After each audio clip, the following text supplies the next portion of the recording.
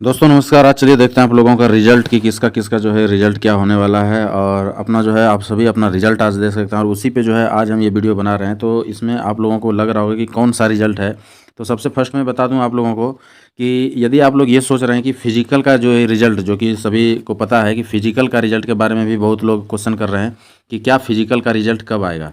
तो मैं बता दूं फिजिकल का जो है कोई रिजल्ट नहीं आने वाला है, क्योंकि फिजिकल में आप सभी को जो भी पास थे वहाँ पे उनको डिक्लेयर कर दिया गया है कि कौन लड़के पास हैं, कौन जो है फेल है।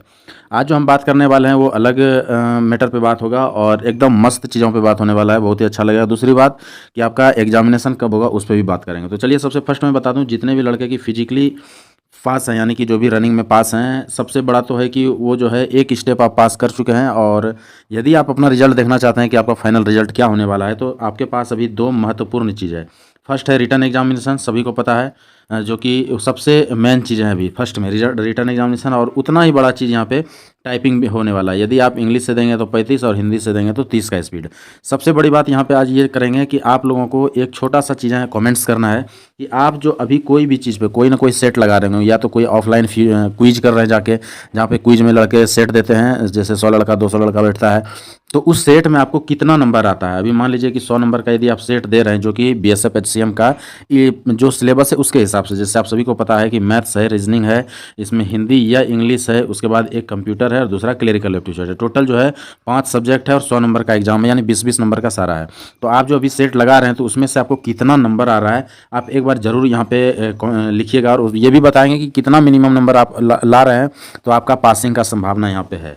दूसरी बात, ये तो आराम है, पक्का कोई ना कोई सेट लगा रहे हैं, और नहीं लगा रहे हैं तो आज से लगाना शुरू कर दीजिए, अदरवाइज कोई फायदा नहीं होने वाला है यदि नॉर्मली आप पढ़ाई कर रहे हैं तो। क्योंकि आज के डेट में सेट लगाना जरूरी है। बेशक आप सिंगल सब्जेक्ट करके लगाइए, चाहे एक बार मैथ्स का लगा लीजिए, एक बार रीजनिंग का लगा लीजिए, और कम से कम 3-4 दिन के बाद जो है हर तीसरे दिन या हर 5वें दिन ऐसे कुछ एक रूटीन बनाइए जिसमें कि पक्का 100 नंबर का सेट लगाइए। और मैं तो बोलूँगा हर दूसरे तीसरे दिन नहीं बल्कि पर डे आपको 100 नंबर का सेट लगाना चाहिए यहाँ पे टोटल का जो बीएसएफ एचसीएम का है, यदि आप पास करना चाहते हैं तो। यदि अदरवाइज ऐसे ही खाली घूम रहे हैं, बस चल रहा है काम, एक होता है कि बस ढीला डाला किसी तरह हो रहा है, एक होता है कि पागलपन की तरह लगा है कि हमको नौकरी चाहिए तो चाहिए।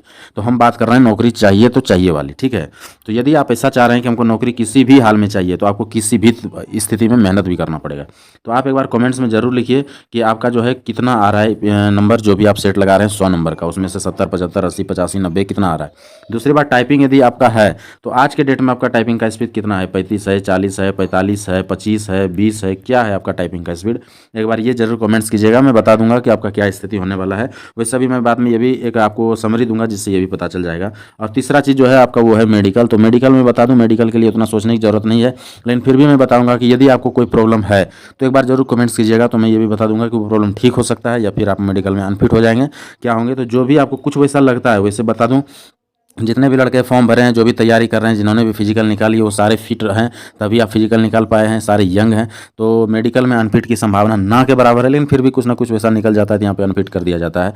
तो आपको यदि ऐसा कुछ भी प्रॉब्लम है तो आप एक बार जरूर बताइएगा। अब चलिए, जो हमारा एक अभी तक का जो मैं बताया हूँ कि अभी तक जो पिछले बार का रेशियो था कि 84 नंबर लाने वाले लड़के जो है यहाँ पे पास हो गए थे। पिछले बार 84 नंबर जिन्होंने लाया वो पास हो गए, और नॉर्मलाइज में एक लगभग जो है 10 नंबर का हुआ था, और कट ऑफ अप्रॉक्सीमेटली 93 का गया था, 92.40 ऐसे कुछ है, तो 93 हम मान के चलते हैं, ठीक है। तो लगभग जो है 9 नंबर 10 नंबर यहाँ पे नॉर्मलाइज किया गया था। तो इस बार का जो है आप इतना मान के चलिए कि 84 क्वेश्चन जिन्होंने सही किया था पिछले बार, वो लड़के यहाँ पे पास थे, ये पिछले बार। और पिछले बार का आप सभी को पता है कि वैकेंसी कितना था, 360। इसमें सीधा 5 से गुना कर दीजिए आप, 5 गुना वैकेंसी इस बार 1700 प्लस का वैकेंसी है आपका। तो आप समझ सकते हैं कि ये कहाँ पे जाने वाला है, आपका कटअप कहाँ पे चले जाएगा, नीचे चले जाएगा। एक बार कमेंट्स में आप ये भी लिखिएगा कि आपके अनुमान से कटअप कहाँ जा सकता है। दूसरी बात, पिछले बार जो आपका टाइपिंग में 10% का छूट था और लिया था इसको बीएसएफ के द्वारा, ये टाइपिंग पिछले बार बीएसएफ के द्वारा लिया गया था, लेकिन इस बार क्लियर नोटिफिकेशन में ही दे दिया गया है कि आपको सिर्फ 5% का ही छूट है, और एक गलत करने पे 10 सही वर्ड काट लिया जाएगा। एक यदि आप गलत करते हैं एक वर्ड तो आपका 10 सही वर्ड काट लिया जाएगा। तो आप समझ सकते हैं कि मतलब कि यदि पिछले बार का रेशियो 20 से 25% था, तो वो रेशियो अभी सीधा घट के 10% पे आने वाला है, 10 से भी नीचे चला जाएगा।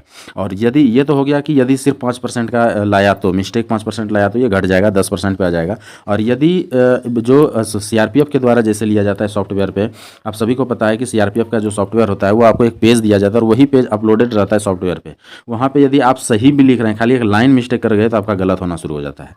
ये लिख रहे हैं आप सही, लेकिन नहीं होता है, पढ़ते पढ़ते पढ़ते कोई आप लाइन ही मिस्टेक कर गया और दूसरे लाइन से लिखना शुरू कर दिए, तो आप सही ही लिख रहे हैं लेकिन दूसरा लाइन भी आप ले लिए, एक इंटर भी गलत मार दिए तो भी मिस्टेक होना शुरू हो जाता है वहाँ पे।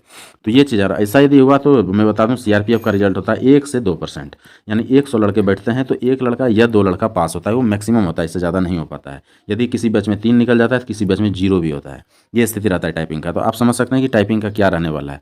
तो टाइपिंग भी काम करेगा। उसके बाद एक फिजिकल तो ऑलरेडी हो चुका है, तो फिजिकल हो गया, उसके बाद टाइपिंग बहुत ही ज़बरदस्त होने वाला है। और उसके बाद जो है आपका टाइपिंग में रेशियो डाउन कर दिया गया है। तो 2-3 चीज़ें हैं जिसके कारण जो है इस बार थोड़ा सा संभावना है कि कट ऑफ डाउन करे। तो अब जो मेरा अनुमान है, मैं सीधा ज़्यादा तो नहीं कम कर रहा हूँ, लेकिन 10 नंबर का फ़र्क पड़ना चाहिए कि मतलब आपके रिटर्न एग्जामिनेशन पे। और पिछले बार यदि 84 नंबर पे लगभग लड़के पास हुए हैं, तो इस बार जो है ये जो है 75 से लेके 80 के बीच में आ जाएगा, जो कि ये मैं जनरल का बता रहा हूँ। 75 से 80 के बीच में आने का संभावना है। वैसे 75 नहीं भी आया तो 77, 78, 79 तक में तो ये रुक ही जाएगा। 84 तो पिछले बार की तरह नहीं जाना चाहिए, क्योंकि 360 और कहाँ 1700 प्लस वैकेंसी, ये जो रेशियो है। दूसरी बात है फिजिकल भी हुआ है। तीसरी बात टाइपिंग का भी स्थिति इस बार चेंज रहेगा।